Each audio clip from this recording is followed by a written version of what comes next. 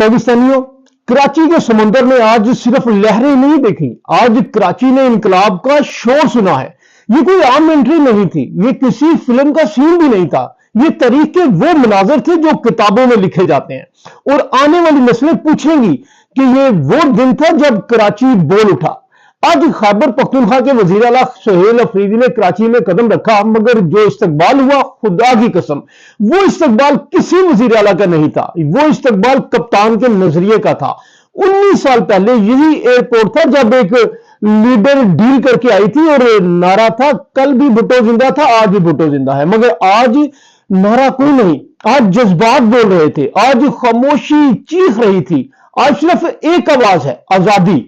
फर्क समझ लीजिए पाकिस्तानियों, वो लीडर डील करके आई थी और आज जेल की दीवारों के पीछे बैठा शख्स लिख चुका है कि आजादी या मौत। ये वो शख्स है जिसने कह दिया कि जुल्म के सामने सर नहीं झुकाऊंगा चाहे जान चली जाए। और जरा आंखें खोलकर देखो, आज कराची, पूरा कराची किसी वजीर आजम के लिए नहीं निकला, किसी चेयरमैन के लिए नहीं, ये अवाम एक कारकुन के इस्तकबाल के लिए निकली है, सिर्फ इसलिए कि वो कारकुन कहता है पाकिस्तान में राज होगा तो कप्तान का होगा। सोचो, अगर एक वजीर आला की एंट्री पर यह आलम है तो जिस दिन कप्तान जेल से बाहर आएगा तो यह समंदर नहीं, ये मुल्क उबल पड़ेगा।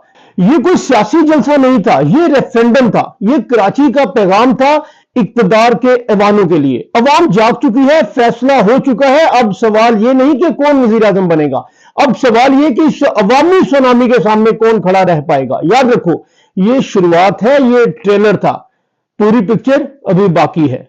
आपकी क्या राय है कमेंट बॉक्स में लाजमी बताइएगा। अल्लाह हाफिज।